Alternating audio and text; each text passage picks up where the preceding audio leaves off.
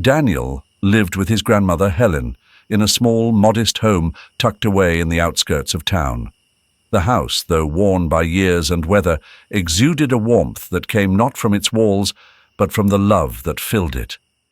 Helen had raised Daniel since he was a baby, and to him she was the only family he had ever known.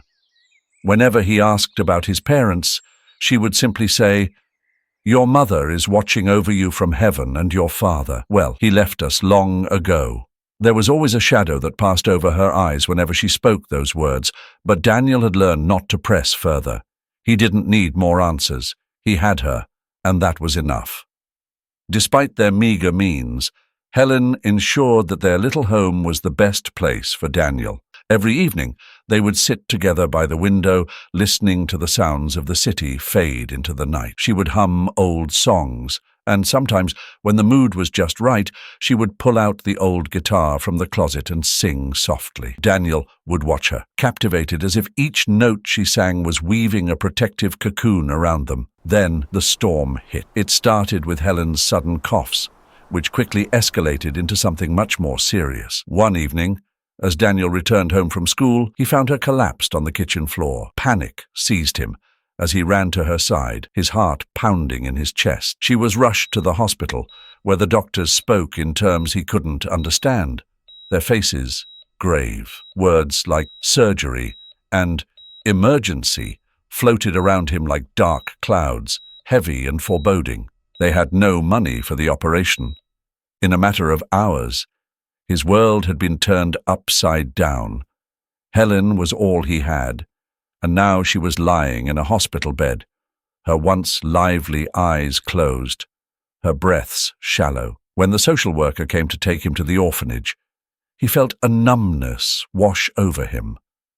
The orphanage was a world apart from the life he had known.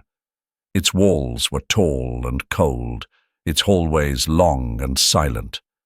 At night, he would lie in his bed, staring at the ceiling, listening to the whispers of the other kids who, like him, carried their own burdens of loss. He missed the warmth of his grandmother's voice, the way she would tuck him in and whisper stories of hope before he slept. Here, hope was a scarce commodity, traded only in fleeting glances and the rare act of kindness. But Daniel refused to succumb to despair. He held on to the memories of Helen, drawing strength from them. One rainy afternoon, while searching through the few belongings he had brought with him, he found a photograph. It was old and slightly crumpled, but the image was clear.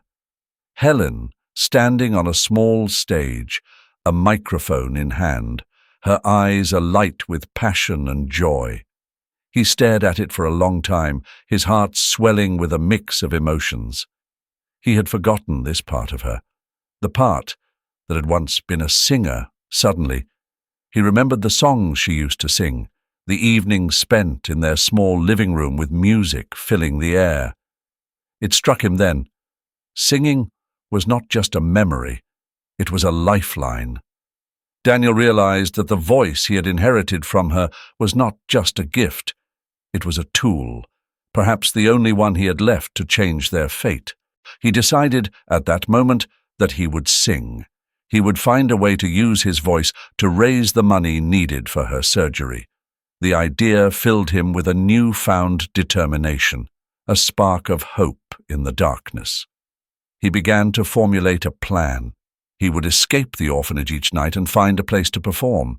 It was risky, and the fear of being caught loomed over him, but what choice did he have? For Helen, he would do anything. He would walk through fire if it meant bringing her back home. Daniel lay in bed that night, staring at the photograph. The rain tapped against the window, a steady rhythm that seemed to echo the beat of his heart. He knew the path ahead would not be easy, but his grandmother needed him. And so, with the weight of the world on his small shoulders, he closed his eyes and began to hum a melody, a promise to himself and to her. From this moment on, he was not just a boy. He was a boy with a mission, a boy who would sing to turn the tide of fate. Daniel had never been the kind of boy to act on impulse.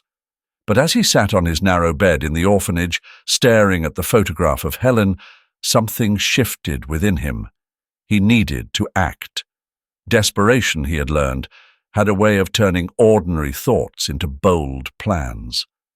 He remembered hearing snippets of conversations among the orphanage staff about a restaurant in town, Villa Churrasco Grill. They said it was an upscale place, the kind where people came not just to eat, but to be entertained. And that was exactly what Daniel needed. An audience willing to pay for what he had to offer. The idea brewed in his mind like a storm. He would sneak out of the orphanage, find his way to the restaurant, and convince whoever was in charge to let him sing. It was a plan full of holes and risks, but Daniel clung to it like a lifeline. Each night, after the lights went out and the other children drifted into sleep, he would stare at the window, watching the moonlight spill into the room. It was as if the moon was whispering to him, urging him to be brave. He spent a few days rehearsing in secret, his voice low so as not to alert the staff. His song choices were simple, lullabies and old classics Helen had taught him, songs that held memories and emotions, the kind that could move people if sung right, and he was determined to sing them right. Finally, one rainy night, he put his plan into action. With the help of Julia, the kind cook who worked at the orphanage, he slipped out. Julia was in her 50s, with kind eyes that had seen too many children come and go. She knew of Daniel's situation, and though she was bound by the rules of the orphanage, her heart couldn't refuse the boy's desperate plea. "You sure about this, Daniel?" Julia asked in a hushed voice as they crouched near the back door. "If you get caught—" "I know," Daniel whispered back, his voice firm despite the tremor in his hands. "But I have to try. For Grandma." Julia hesitated, then nodded. "Go. And be careful." He nodded, and with one last glance at Julia, he darted out into the rain, the cold drops pelting his face as he ran through the streets toward Villa Churrasco Grill. The restaurant was larger than he had imagined, glowing warmly amidst the darkness of the night. His heart pounded as he approached the entrance, his wet clothes clinging to his thin frame. He had no idea how he was going to pull this off, but he knew he had to try. Inside, the restaurant was alive with murmurs of conversation and the clinking of glasses. The atmosphere was far removed from the cold and emptiness of the orphanage. It was warm, vibrant, filled with the scent of grilled meat and rich sauces. At the center of it all stood a man, Richard, the owner. He was tall, with a stern face and eyes that spoke of years of hard work. Daniel gathered his courage and approached him. "Sir," Daniel began, his voice small but steady. "I need a job. I can sing." Richard looked down at him, eyebrows raised.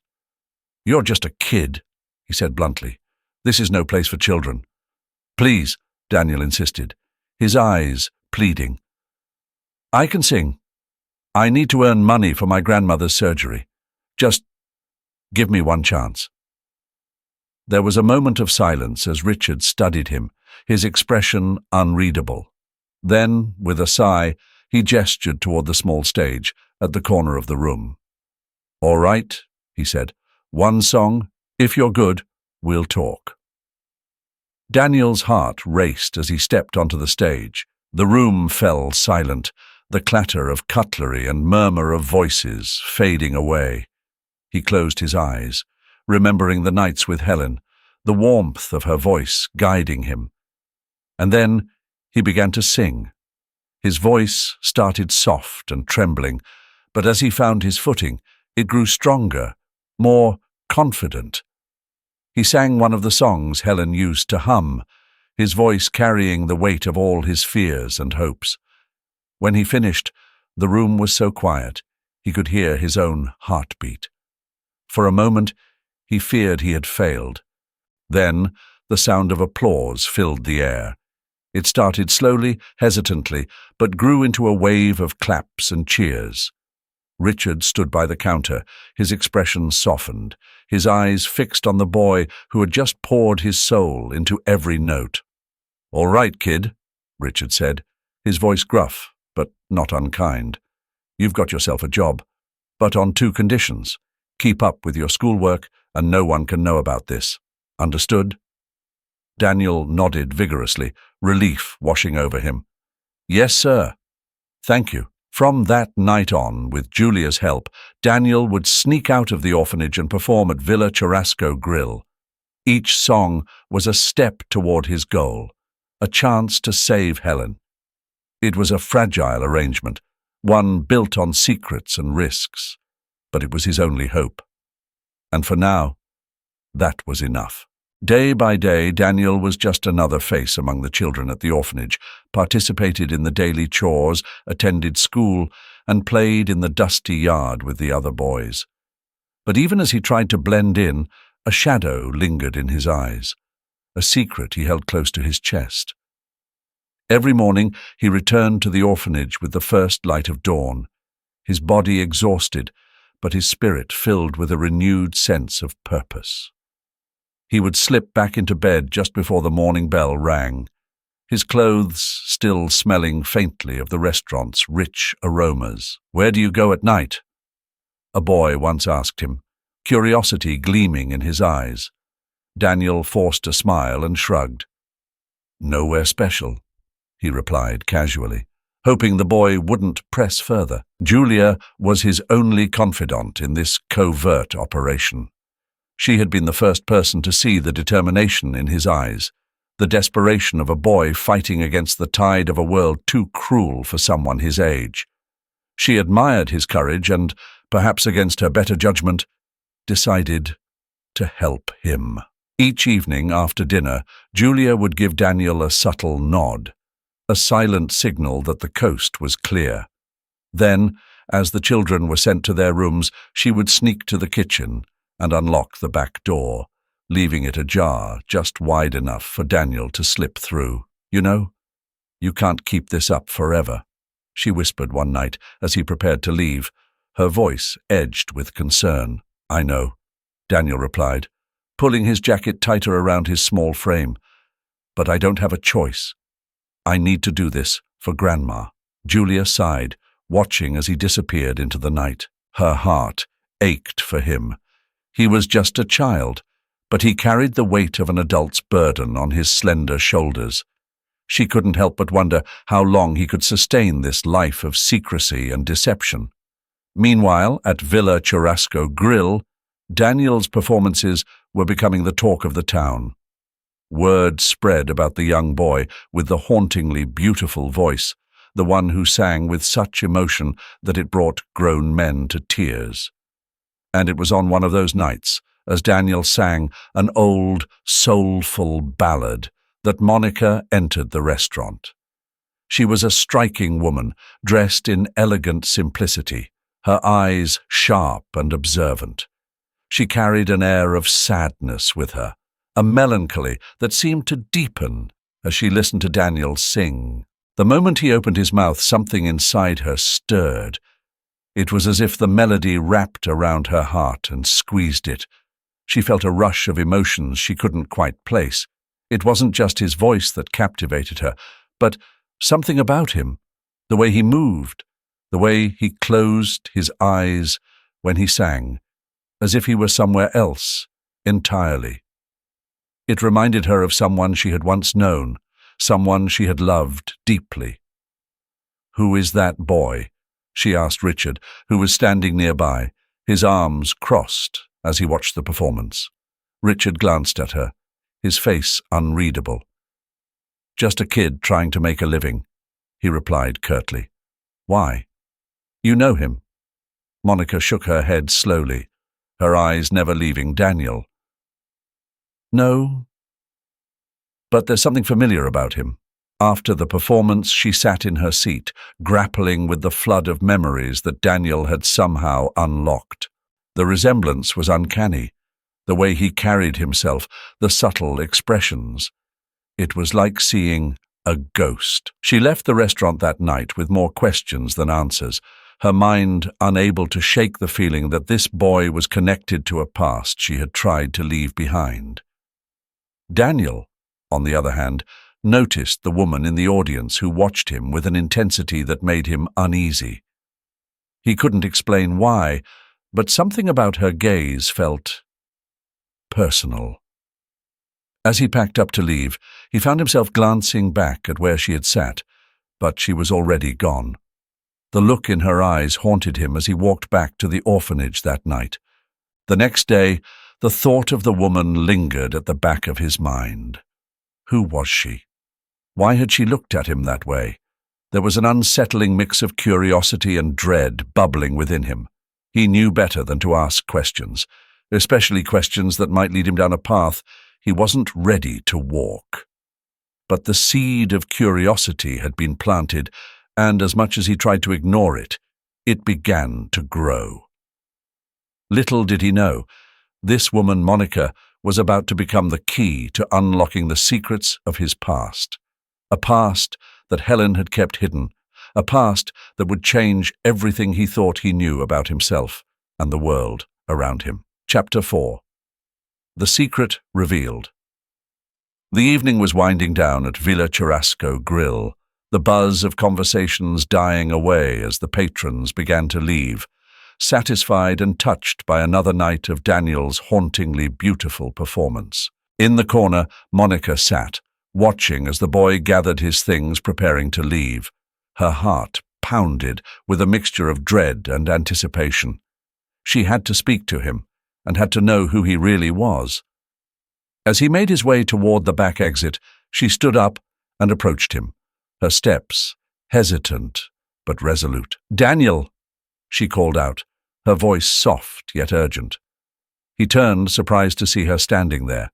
Up close she seemed familiar, but he couldn't place where he had seen her before. "Yes," he replied cautiously, clutching his guitar case like a shield. "Can we talk for a moment?" Monica asked, trying to keep her voice steady. I need to ask you about your family." Daniel hesitated, glancing around nervously. This was against the rules. Richard had been very clear, no personal conversations with the patrons. But there was something in her eyes, something that felt different from the usual curious glances he received. He nodded slowly, leading her to a quiet corner of the restaurant where they could speak without interruption. "What do you want to know?" he asked, his voice wary. Monica took a deep breath, her heart racing. "Your parents. Do you know anything about them?" Daniel's face hardened. "My mother passed away when I was little," he said, his voice tight. "And my father. My father left. That's all I know." Monica felt a lump in her throat. She had expected this answer, yet hearing it out loud made the ache in her chest more pronounced. "Do you know your father's name?" she pressed gently. "No," Daniel replied, frowning. "My grandmother never talked about him. Only that he left us. Why do you want to know?" Monica swallowed hard. "I knew someone once, a long time ago. His name was Andre. He was a musician, a singer, just like you. He disappeared years ago, and I never saw him again." Daniel felt a strange sensation wash over him, a mix of confusion, fear, and an inexplicable pull toward the woman in front of him. "Why are you telling me this?" he asked, his voice barely above a whisper.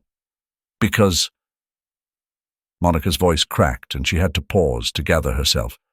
"Because when I heard you sing, I felt like I was hearing him again. The way you move, the way you sing, it's so much like him." The air between them grew heavy, charged with unspoken possibilities. Daniel felt the ground shift beneath him. All his life, he had accepted the narrative that his father was gone, that he had left and was never coming back. But this This was something different, something that could change everything. "Are you saying Andre could be my father?" The question slipped out before he could stop it, hanging in the air like a fragile thread. Monica's eyes filled with tears, and she nodded slowly. "I don't know for sure," she admitted, "but the resemblance is too strong to ignore. I need to find out, Daniel. And so do you." Daniel felt a knot form in his stomach. If what she was saying was true, then everything he had been told, everything he believed about his family, was a lie. He thought of Helen, the woman who had raised him, the woman who had kept this secret from him all these years. His chest tightened with a mixture of anger and betrayal. "I need to talk to my grandmother," he said finally, his voice trembling. "She's the only one who knows the truth." Monica nodded, relief and fear washing over her simultaneously. She had opened a door that neither of them could close now. "I'll go with you," she offered, her voice steadying. "If that's okay." Daniel looked at her, searching her eyes for any sign of deceit. All he saw was a woman who seemed just as lost and desperate for answers as he was. He nodded slowly. "All right, we'll go see her. Tomorrow." As they parted ways that night, Daniel walked back to the orphanage with a heavy heart. The moon hung low in the sky, casting long shadows across the path. He felt like he was walking through a dream, a hazy landscape where nothing was quite as it seemed. If Andre was his father, then who was Monica to him? And why had Helen never told him the truth? The next morning he could barely focus on his chores. The hours dragged on, each tick of the clock echoing the questions that now haunted him. When evening finally arrived, Monica was waiting for him outside the orphanage gates. Her expression was unreadable, a mask of calm that belied the storm raging inside her. The drive to the hospital where Helen was staying felt like an eternity. They sat in silence, each lost in their own thoughts. Daniel stared out of the window, watching the city blur by, his mind replaying every memory of his grandmother, every time she had evaded his questions about his father. Was she protecting him, or was she hiding something? When they finally arrived, Daniel felt a chill run down his spine. This was it. The moment that would either shatter his world or piece it together. He glanced at Monica, who gave him a small, reassuring nod. They walked into the hospital together, two souls on the brink of a truth that would change them forever. Chapter 5. The Truth Revealed. The hospital corridors were unnervingly quiet. Daniel walked beside Monica, his heart pounding in his chest. Monica's face was pale, her eyes focused straight ahead, as if steeling herself for what lay beyond the door they were approaching. For so long he had been afraid to ask about his father, afraid to push Helen for answers she seemed unwilling to give. And now he was about to learn not just about his father, but about a mother he had never known existed. The door to Helen's room loomed before them, and with a deep breath, Daniel pushed it open. Helen lay in the bed, her face turned toward the window, looking out at a world she had grown distant from. When she heard the door open, she slowly turned her head. Her eyes widened as they landed on Monica.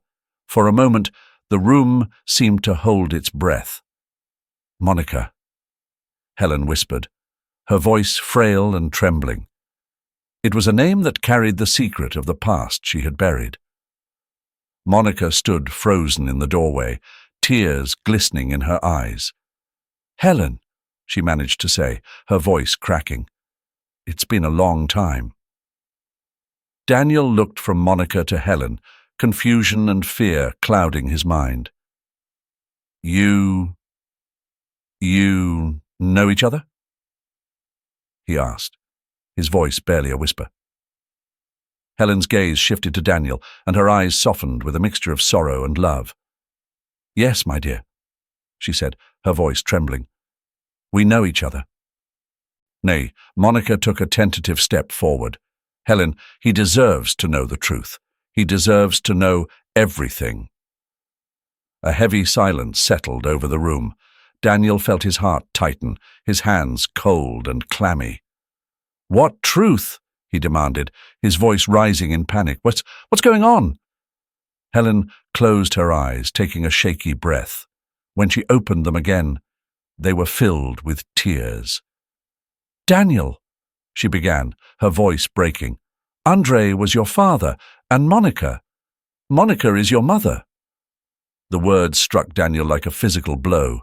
He staggered back, his mind reeling. No, he muttered, shaking his head. No, that can't be true. It can't be. Monica moved toward him, her hands outstretched as if to comfort him, but he recoiled, his eyes wild with disbelief and anger. You knew? He shouted at Helen. You knew this whole time, and you never told me. Helen's face crumpled in anguish. I was trying to protect you, she cried. Your father, Andre, he was in trouble. He thought the only way to keep you safe was to leave. And Monica. She had no choice. I promised them I would take care of you, that I would keep you safe. I did what I thought was best. Daniel felt like the room was spinning around him. Everything he thought he knew about his life, about his family, was a lie. He had spent years grieving for a mother he thought was dead, cursing a father who had abandoned him. And now, in the span of a few minutes, he was being told that his mother was standing right in front of him. You lied to me, he choked out, tears streaming down his face. You both lied to me. Monica stepped closer, her face etched with pain. Daniel, she said softly, her voice trembling. I never wanted to leave you. I searched for you and Andre for years. I thought I'd lost you forever. I know you're angry, but please, you have to understand. I love you. I've always loved you. Daniel stared at her, his mind a whirl of emotions, anger, betrayal, confusion, and a deep, aching sadness. He wanted to hate her, to push her away, but there was something in her eyes, something in the way she spoke, that resonated with a part of him he had long since buried. I don't know you, he whispered, his voice cracking. How can you stand there and say you love me when you've been a stranger to me my whole life? Monica's eyes filled with tears, and she reached out, but stopped herself. You're right, she said, her voice trembling. I am a stranger to you, but Daniel, you're my son. And I've thought about you every single day. I want to make up for all the years we lost. The days that followed Monica, Daniel, and Helen found themselves caught in the delicate act of rebuilding what had been broken. At first, their conversations were stilted, punctuated by long pauses as they struggled to bridge the gap that years of secrets had carved between them. Monica stayed in the small town, renting a room nearby so she could be close to them. Every day she would come to the hospital, bringing with her small offerings of coffee for Helen, a book for Daniel, or simply the warmth of her presence. There were moments when Daniel would glance at her, a question lingering in his eyes, a question he could not yet bring himself to voice. Helen watched them both with a mixture of relief and sorrow. She knew that what she had done had been out of love, a fierce, protective love that had driven her to make choices she now knew were not hers to make. And now all she could do was sit back and hope that this family could find a way to heal. The days that followed Monica, Daniel, and Helen found themselves caught in the delicate act of rebuilding what had been broken. At first, their conversations were stilted, punctuated by long pauses as they struggled to bridge the gap that years of secrets had carved between them. Monica stayed in the small town, renting a room nearby so she could be close to them. Every day she would come to the hospital, bringing with her small offerings of coffee for Helen, a book for Daniel, or simply the warmth of her presence. There were moments when Daniel would glance at her, a question lingering in his eyes, a question he could not yet bring himself to voice. Helen watched them both with a mixture of relief and sorrow.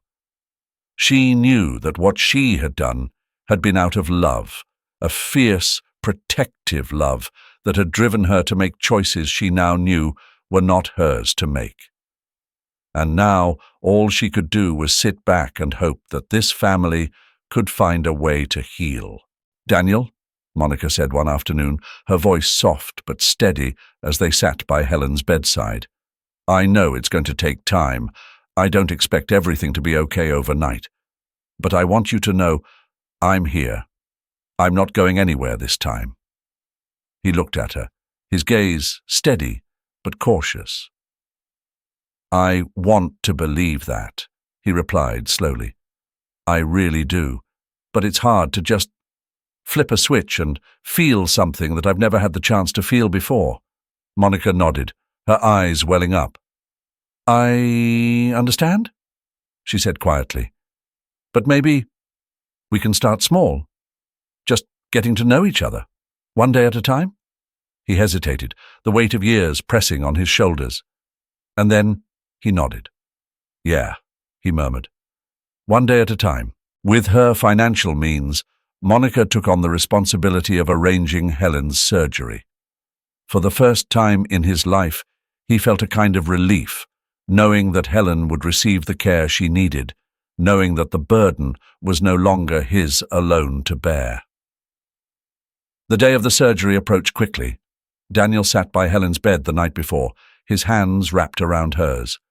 She looked up at him, her eyes tired but full of love. "You don't have to worry about me anymore," she whispered. "You've been so strong, Daniel, stronger than I ever hoped you'd have to be." He swallowed hard, his throat tight. I couldn't lose you, Grandma. I had to do something." She smiled faintly. "And you did, sweetheart. You did more than anyone could have asked of you." Monica stood in the doorway, watching the exchange with a lump in her throat. She had missed so many moments like this, moments that could never be recaptured. But watching them now, she felt a sliver of hope that perhaps they could create new moments, new memories. The surgery took place the next morning. Monica and Daniel sat side by side in the waiting room, an unspoken bond of worry holding them together. Hours passed, each one stretching on interminably. When the doctor finally came out, his expression calm and reassuring, they both exhaled in relief.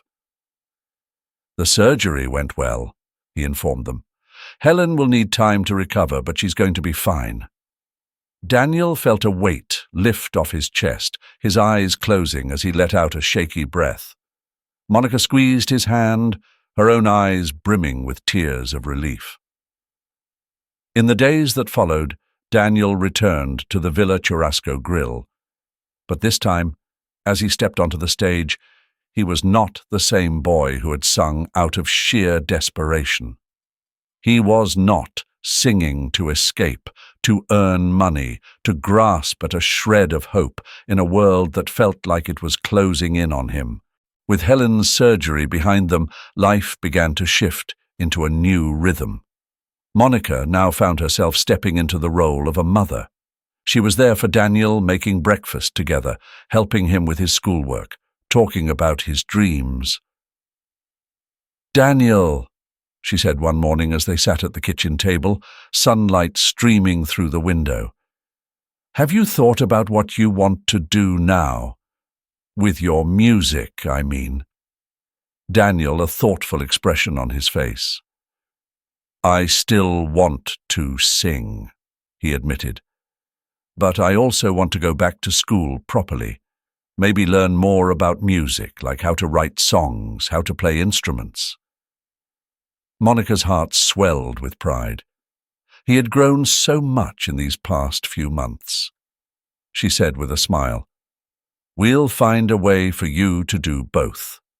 She supported him in ways that went beyond just paying for lessons or school fees. She was there, fully present in his life, giving him the unconditional love. It wasn't easy for either of them. There were moments when the wounds of the past made their presence known. But each day, they learned a little more about each other, learned to trust in the fragile but growing bond that was forming between them. For Daniel, he was no longer the boy carrying the weight of the world on his shoulders, fighting against a future that seemed to be slipping through his fingers.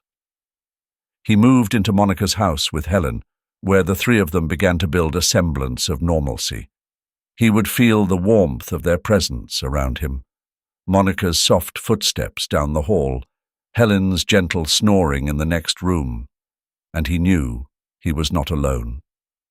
After Helen's recovery, Richard and Julia often visited, their presence bringing a sense of extended family to Daniel's new world. With Richard's guidance, Daniel began to explore more facets of music, songwriting, composing, even learning the piano. Julia had seen Daniel at his lowest, had helped him sneak out of the orphanage night after night, and now, to see him surrounded by family, supported and loved, filled her with a quiet joy. As they spent more time together, helping Daniel with his music, sharing meals, laughing over stories, the bond between Julia and Richard deepened. The evening of the special performance arrived with an air of quiet excitement. Villa Churrasco Grill had never been so full, the tables filled with familiar faces and some new ones too. This wasn't just another performance, it was a celebration, a culmination of everything Daniel had worked for and all that he had become. Daniel stood backstage, looking out at the audience through a small gap in the curtains. He saw them sitting together in the front row, Monica, Helen, Richard, and Julia. Each of them had played a part in this journey. Each of them had helped him carve out a place in the world. Tonight was as much for them as it was for him. "Good evening, everyone," he began, his voice echoing through the room.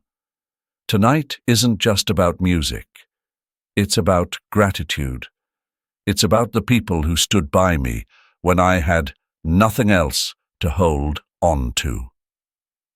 He glanced at Monica, who smiled up at him with tears in her eyes.